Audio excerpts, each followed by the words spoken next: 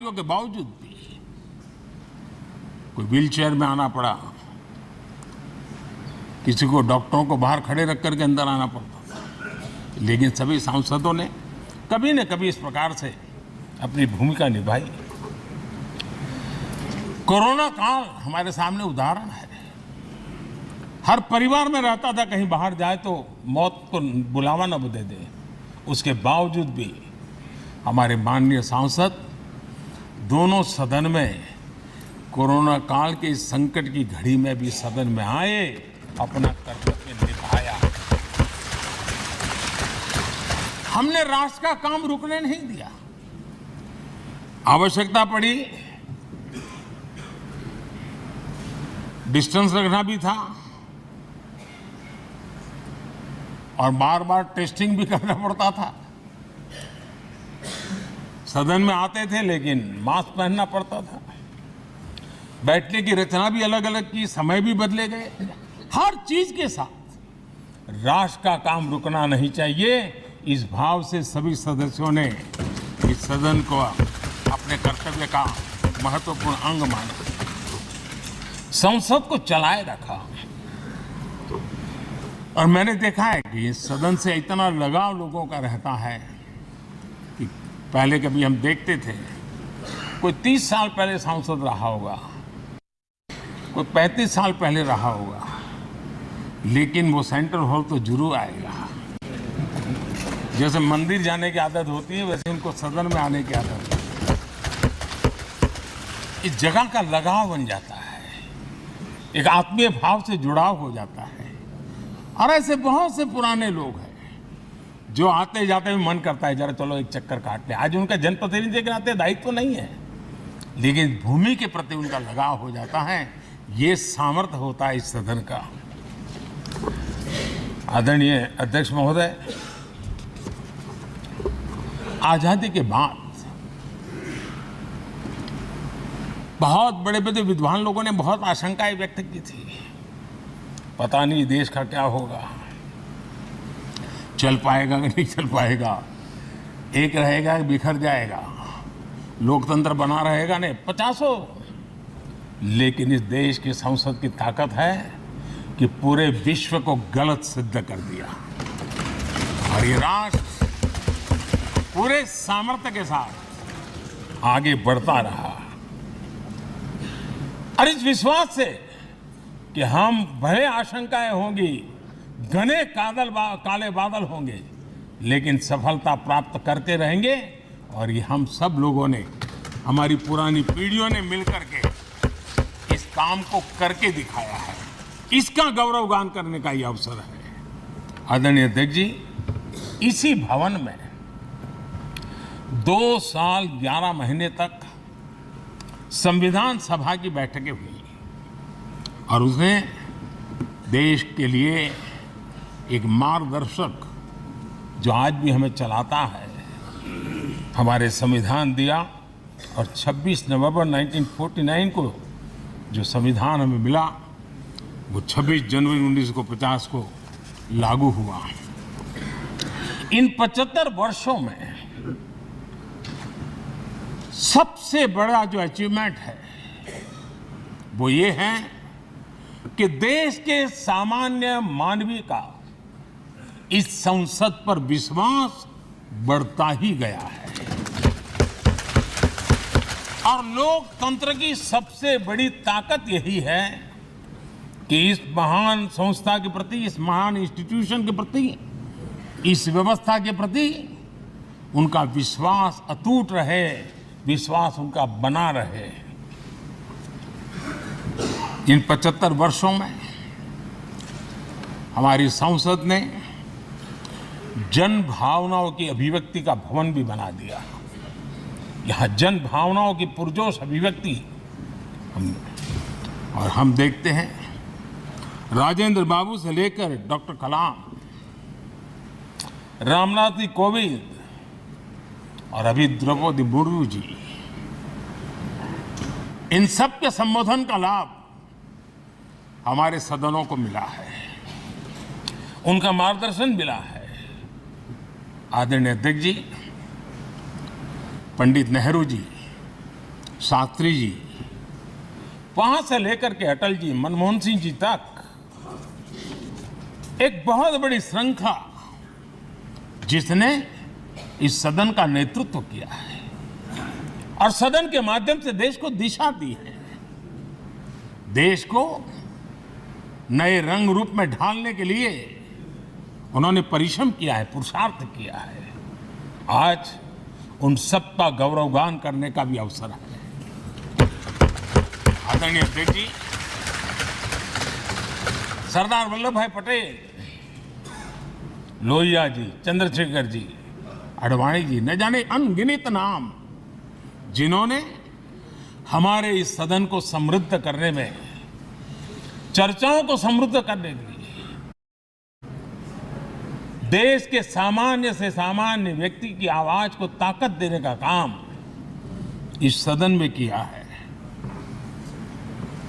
विश्व के भी अनेक राष्ट्राध्यक्षों ने हमारे इन सदनों को संबोधित करने का भी अवसर आए हैं और उनकी बातों में भी भारत के लोकतंत्र के प्रति आदर का भाव व्यक्त हुआ है। आदरणीय अध्यक्ष जी, उमंग उत्साह के पल के बीच भी कभी सदन की आंख से आंसू भी बहे। ये सदन दर्द से भर गया जब देश को 3 अपने प्रधानमंत्री उनको अपने कार्यकाल में ही खोने की नौबत आई। नेहरू जी, शास्त्री जी और इंदिरा जी। तब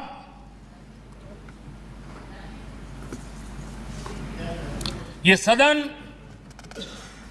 अश्रु भीनी आंखों से उन्हें विदाई दे रहा था। आदरणीय अध्यक्ष जी, अनेक चुनौतियों के बावजूद भी हर स्पीकर ने, हर सभापति ने बेहतरीन तरीके से दोनों सदनों को सुचारू रूप से चलाया है और अपने कार्यकाल में उन्होंने जो निर्णय किए वो निर्णय मावलंकर जी से काल से शुरू हुए हो या सुमित्रा जी के कालखंड के हो या बिरला जी के, आज भी उन निर्णयों को रेफरेंस पॉइंट माना जाता है। ये काम हमारे करीब 17 स्पीकर और उसमें 2 हमारी महिला स्पीकर ने भी, और मावलंकर जी से लेकर के सुमित्रा तक और बिरला जी का मार्गदर्शन आज भी हमें मिल रहा है।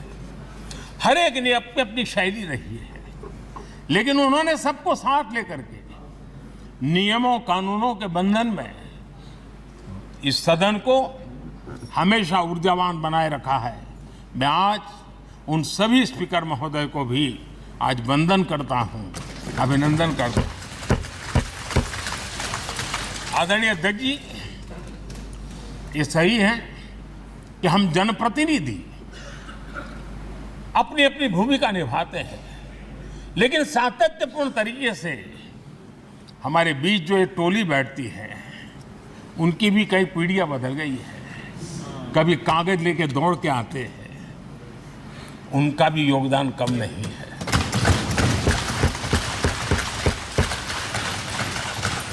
हमें कागज पत्र पहुंचाने के लिए दौड़ते हैं, सदन में कोई गलती ना हो जाए, उसके निर्णय में कोई गलत ना हो जाए, उसके लिए वो चौकन्ने रहते हैं। जो काम इनके द्वारा हुआ है उसने भी सदन के क्वालिटी ऑफ गवर्नेंस में तेजी लाने में बहुत बड़ी मदद की है। मैं उन सभी साथियों का और इनके पूर्व में जो रहे हैं उनका भी हृदय से अभिनंदन करता हूं। इतना ही नहीं, सदन मतलब ये खंड ही नहीं है, इस पूरे परिसर में अनेक लोगों ने, किसी ने हमें चाय पिलाई होगी, किसी ने पानी पिलाया होगा, किसी ने रात रात चली हुई सदन को किसी को भूखा पेट रहने नहीं दिया होगा। कई प्रकार की सेवाएं की होगी। किसी ने माली ने इसके बाहर के एनवायरनमेंट को संभाला होगा, किसी ने इसकी सफाई की होगी। न जाने कितने ही अनगिनत लोग होंगे जिन्होंने हम सब अच्छे ढंग से काम कर सके, और यहां जो काम हो वो काम देश को आगे बढ़ाने के लिए अधिक से अधिक तेजी से हो, उसके लिए जो माहौल बनाना, व्यवस्था बनाना, उसके लिए जिसने योगदान दिया है, मेरी तरफ से भी और इस सदन की तरफ से भी मैं उनका विशेष रूप से नमन करता हूं।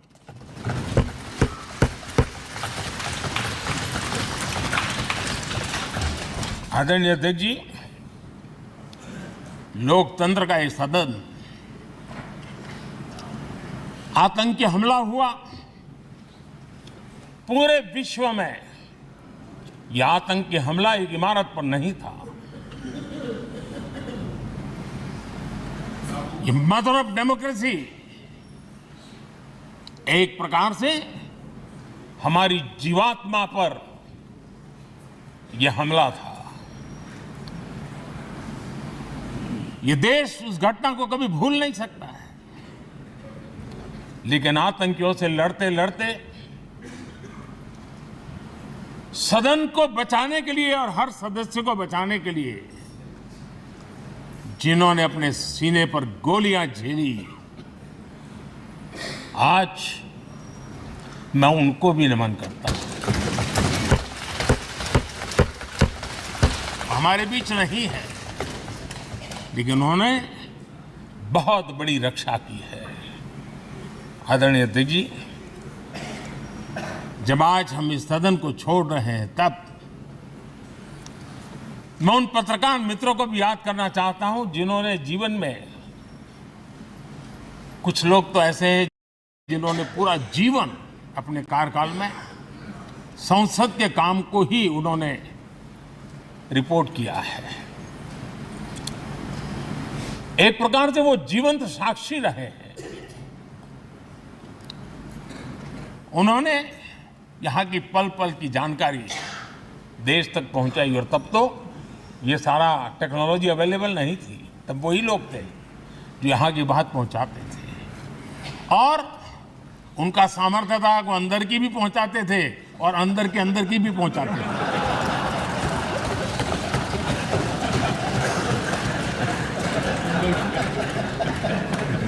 और मैंने देखा कि ऐसे पत्रकारिता जिन्होंने संसद को कवर किया, शायद उनके नाम जाने नहीं जाते होंगे, लेकिन उनके काम को कोई भूल नहीं सकता है। और खबरों को लिए नहीं, भारत की इस विकास यात्रा को संसद भवन से समझने के लिए उन्होंने अपनी शक्ति खपा दी थी। आज भी पुराने जो पत्रकार मित्र मिल जाते हैं और जिन्होंने कभी संसद को कवर किया हो, तो ऐसी अननोन चीजें बताते हैं जो उन्होंने अपनी आंखों से देखी होती, कान से सुनी होती है, जो अचरज करने वाली होती है। यानी एक प्रकार से जैसी ताकत यहाँ की दीवारों की रही है, वैसा ही दर्पण उनकी कलम में रहा है, और उस कलम ने देश के अंदर संसद के प्रति, संसद सदस्यों के प्रति एक अहोभाव का भाव जगाया है। मैं आज कई पत्रकार बंधु होंगे जो रहे नहीं होंगे, लेकिन मेरे लिए जैसा ये सदन छोड़ना भावुक पल है, मैं पक्का मानता हूं इन पत्रकार बंधुओं के लिए भी ये सदन छोड़ना उतना ही भावुक पल होगा, क्योंकि इनका लगाव हमसे भी ज्यादा रहे हैं। कुछ तो पत्रकार ऐसे होंगे जो हम लोगों की टर्म से भी समय उन्होंने काम किया होगा। आज उनके उस महत्वपूर्ण लोकतंत्र की ताकत बनने के लिए, योगदान देने के लिए भी याद करने का अवसर है। आदरणीय अध्यक्ष जी, जब हम सदन के अंदर आते हैं, हमारे यहां नाद ब्रह्म की कल्पना है। हमारे शास्त्रों में माना गया है किसी एक स्थान पर अनेक बार एक ही लय में उच्चारण होता है तो वो तपोस्थली बन जाता है। उसके एक पॉजिटिव वाइब होते हैं। नाद की एक ताकत होती है जो स्थान को सिद्धि स्थान में परिवर्तित कर देती है। मैं मानता हूं ये सदन भी उस 7-7.5 हजार जनप्रतिनिधियों के द्वारा बार बार जो शब्द गूंजे हैं, जो वाणी यहां गूंजी है, उसने इस सदन में हम बैठकर आगे चर्चा करें या ना करें, लेकिन इसकी गूंज इसे तीर्थ क्षेत्र बना देती है।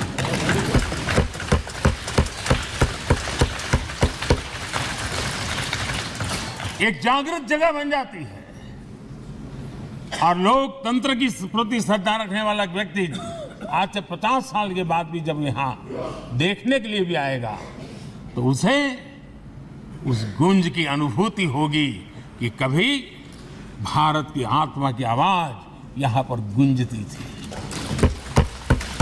और इसलिए अध्यक्ष महोदय, ये वो सदन है जहां कभी भगत सिंह, बटुकेश्वर दत्त, उन्होंने अपनी वीरता सामर्थ्य से अंग्रेज सल्तनत को जगा दिया था बम का धमाका कर। वो बम की गूंज भी जो देश का भला चाहते हैं उनको कभी सोने नहीं देती। आदरणीय अध्यक्ष जी, ये वो सदन है जहां पंडित जी को इसलिए भी याद किया, अनेक बातों के लिए याद करेगा, लेकिन हम जरूर याद करेंगे इसी सदन में पंडित नेहरू का at the stroke of midnight की गूंज हम सबको प्रेरित करती रहेगी। और इसी सदन में अटल जी ने कहा था, वो शब्द आज भी गूंज रहे हैं इस सदन में, सरकारें आएगी जाएगी, पार्टियां बनेगी बिगड़ेगी, लेकिन ये देश रहना चाहिए।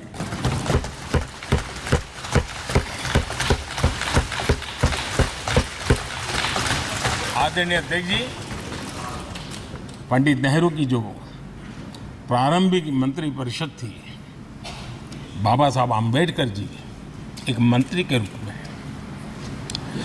दुनिया की बेस्ट प्रैक्टिसेस भारत में लाने पर बहुत जोर दिया करते थे।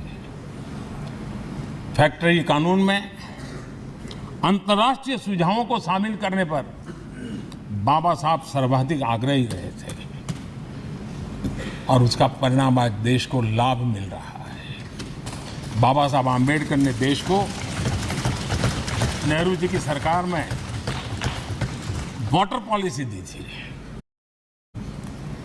और उस वाटर पॉलिसी बनाने में बाबा साहब आम्बेडकर की बहुत बड़ी भूमिका रही थी। आदरणीय अध्यक्ष जी,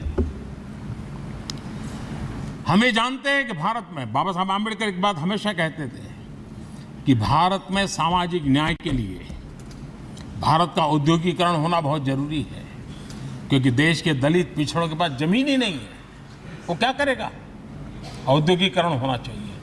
और बाबा साहब इस बात को मान करके डॉक्टर श्यामा प्रसाद मुखर्जी, जो पंडित नेहरू के मंत्री थे, उन्होंने इस देश में और पहले वाणिज्य मंत्री के रूप में और उद्योग मंत्री के रूप में उन्होंने इंडस्ट्री पॉलिसी इस देश में लाई थी। आज भी कितनी ही इंडस्ट्री पॉलिसी बने, लेकिन उसकी आत्मा वही होती है जो पहली सरकार के थी, और उनका भी बहुत बड़ा अहम योगदान रहा था। आदरणीय अध्यक्ष जी, लाल बहादुर शास्त्री जी ने 65 के युद्ध में हमारे देश के जवानों में का हौसला बुलंद करना, उनके सामर्थ्य के लिए को पूरी तरह राष्ट्र में झोंक देने की प्रेरणा इसी सदन में से दी थी लाल बहादुर शास्त्री का। और यहीं पर उन्होंने ग्रीन रिवॉल्यूशन के लिए एक मजबूत नींव लाल बहादुर शास्त्री जी ने रखी थी।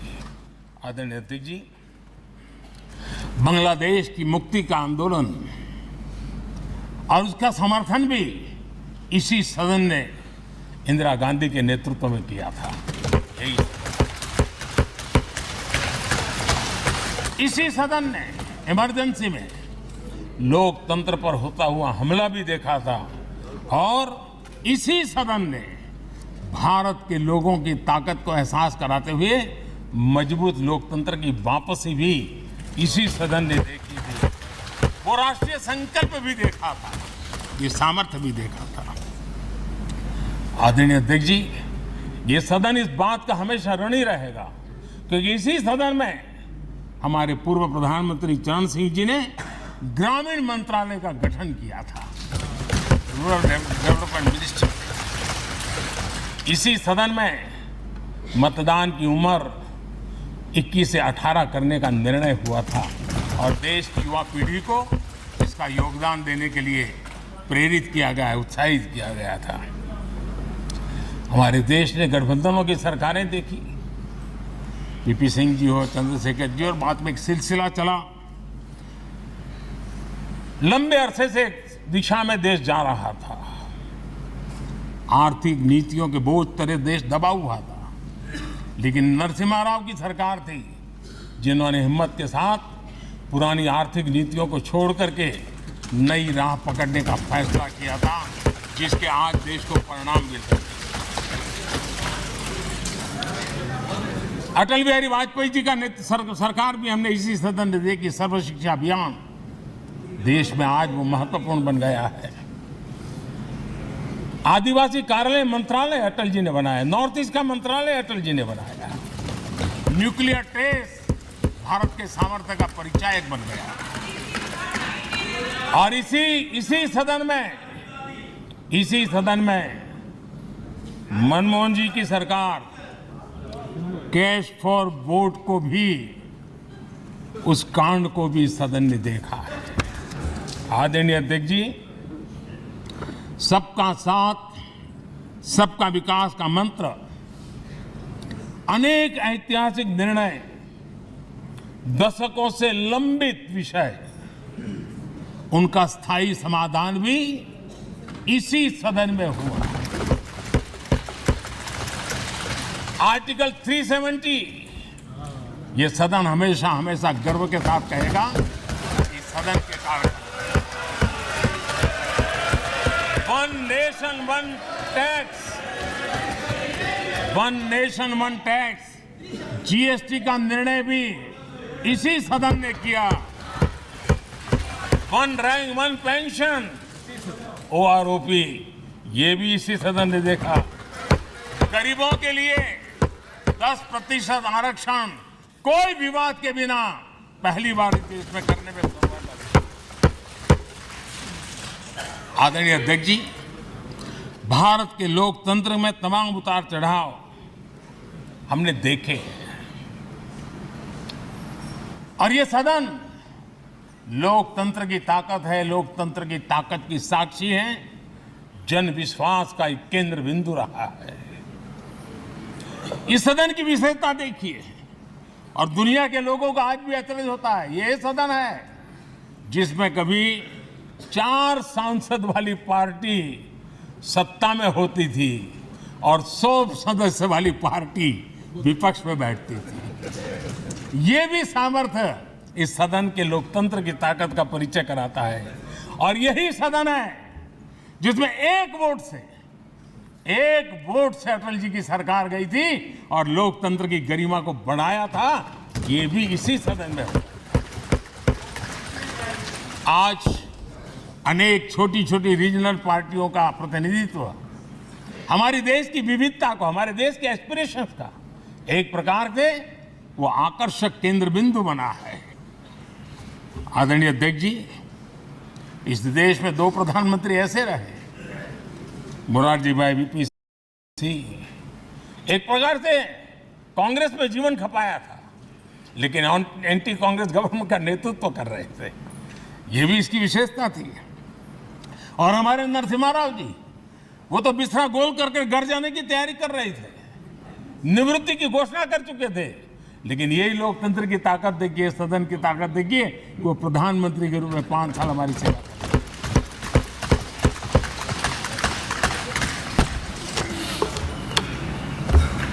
आदरणीय अध्यक्ष जी, सबकी सहमति से कठिन से कठिन कार्य होते हुए हमने देखे हैं। 2000 की साल थी, अटल जी की सरकार थी। इसी सदन ने 3 राज्यों का गठन सर्वस्वीकृति से किया और बड़े उमंग उत्साह से किया। जब छत्तीसगढ़ की रचना हुई तो उत्सव छत्तीसगढ़ ने भी मनाया, उत्सव मध्य प्रदेश ने भी मनाया। जब उत्तराखंड की रचना हुई तो उत्सव उत्तराखंड ने भी मनाया, उत्सव उत्तर प्रदेश ने भी मनाया। जब झारखंड की रचना हुई तो उत्सव झारखंड ने भी मनाया, उत्सव बिहार ने भी बताया। ये हमारे सदन का सामर्थ्य, सब सहमति का वातावरण बना करके। लेकिन कुछ कड़वी यादें वो भी हैं कि तेलंगाना के हक को दबोचने के लिए भारी प्रयास हुए, खून की नदियां भी बही और बनने के बाद न तेलंगाना उत्सव मना पाया, न आंध्र उत्सव मना पाया। एक कटुता के बीज बो दिए गए। अच्छा होता उसी पेटीएम पर 200 रुपए प्राप्त हुए। नई ऊंचाई पर आज तेलंगाना पहुंच चुका होता। आदरणीय अध्यक्ष जी, संविधान सभा ने, आदरणीय अध्यक्ष जी, इस सदन की परंपरा रही है। संविधान सभा ने उस समय अपना दैनिक भत्ता 45 रुपये से कम करके 40 कर दिया था। उनको लगा हमें इसको कम करना चाहिए। आदरणीय अध्यक्ष जी, यही सदन है कैंटीन में मिलने वाली सब्सिडी, जो बहुत कम पैसे में खाना मिलता था, इसी सदस्यों ने उस सब्सिडी को भी खत्म कर दिया और पूरा पैसा देकर के अब कैंटीन में खाते हैं। आदरणीय अध्यक्ष जी, कोरोना काल में जब जरूरत पड़ी तो यही सांसद जिन्होंने एमपी लेड फंड को छोड़ दिया और देश को इस संकट की घड़ी में मदद करने के लिए आगे आए। इतना ही नहीं, कोरोना काल में इसी सदन के सांसदों ने अपने तनख्वाह में 30% कटौती की और उन्होंने देश के सामने आए हुए संकट में अपनी बहुत बड़ी जिम्मेवारी निभाई। आदरणीय अध्यक्ष जी, हम गर्व से कह सकते हैं, ये सदन में बैठे हुए लोग भी कह सकते हैं, हमारे पूर्वज जो सदन में बैठे थे वो भी कह सकते हैं कि हम ही लोग हैं जिन्होंने हम पर डिसिप्लिन लाने के लिए हमारे यहाँ जनप्रतिनिधित्व कानून में समय समय पर कठोरता बरती। नियम हमने ही लादे, हमने ही तय किया कि नहीं, जनप्रतिनिधि के जीवन में ये नहीं हो सकता। मैं मानता हूं ये जीवंत लोकतंत्र का बहुत बड़ा उदाहरण है और ये सदन ने दिया है, यही माननीय सांसदों ने दिया है और हमारी पुरानी पीढ़ी के सांसदों ने दिया है। और मैं मानता हूं कि कभी कभी उन चीजों को भी याद करना चाहिए। आदरणीय अध्यक्ष जी, हम जो वर्तमान सांसद हैं उनके लिए तो ये विशेष सौभाग्य का अवसर है। सौभाग्य का अवसर इसलिए है कि हमें इतिहास और भविष्य दोनों की कड़ी बनने का अवसर मिला है।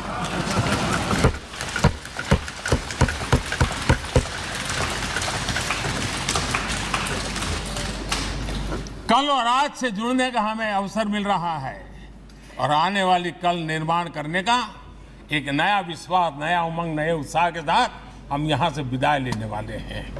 आदरणीय अध्यक्ष महोदय, आज का दिवस सिर्फ और सिर्फ इस सदन के सभी 7,500 जनप्रतिनिधि रह चुके हैं उनके गौरवगान का पल है। इन दीवारों से हमने जो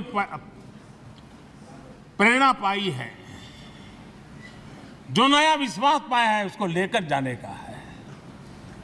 बहुत सी बातें ऐसी थी जो सदन में हर किसी की ताली की हकदार थी, लेकिन शायद राजनीति उसमें भी आड़े आ रही है।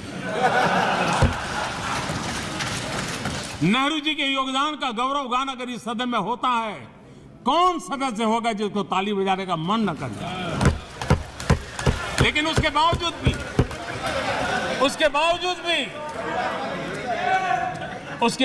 भी देश के लोकतंत्र के लिए बहुत जरूरी है हम सब ने अपने यहाँ सोच लें। आदरणीय अध्यक्ष जी,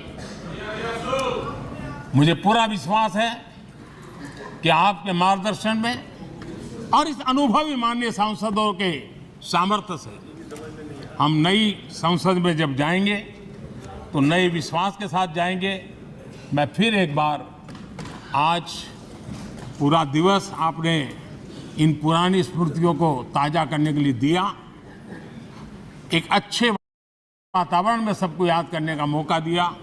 इसके लिए मैं आप सब का आपका हृदय से आभार व्यक्त करता हूं और मैं सभी सदस्यों से आग्रह करूंगा कि अपने जीवन की ऐसी मधुर यादों को यहां हम जरूर व्यक्त करें ताकि देश तक पहुंचे कि सचमुच में ये हमारा सदन, ये हमारे जनप्रतिनिधियों की गतिविधि सच्चे अर्थ में देश को समर्पित है, इसका भाव लोगों के तक पहुंचे। इसी एक अपेक्षा के साथ मैं फिर एक बार इस धरती को प्रणाम करता हूं,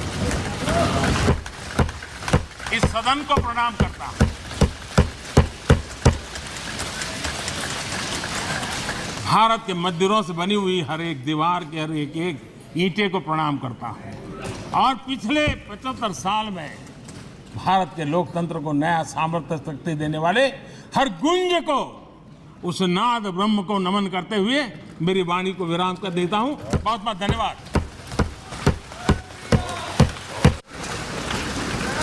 माननीय सदस्यगण, माननीय प्रधानमंत्री जी ने इस सदन की सीख, अनुभव, यहाँ की प्रेरणा, यहाँ की गूंज के बारे में व्यक्त किया है। मैं ये अपेक्षा करूँगा कि आज का दिन इसी तरीके से सकारात्मक वातावरण में हम चर्चा करें, सकारात्मक विषय रखें और जो कुछ भी यहाँ से सीखा है, हमारे पूर्वजों ने जो कुछ भी इस देश को, लोकतंत्र को दिया है, उसके बारे में सकारात्मक विचार रखें। आप सभी को बहुत बहुत धन्यवाद। अधीर रंजन चौधरी जी। प्रधानमंत्री को रहना चाहिए था उपस्थित, प्रधानमंत्री को उपस्थित रहना चाहिए था, हमारी बात सुन ले। ये क्या मर्यादा रही? I'm just coming. सर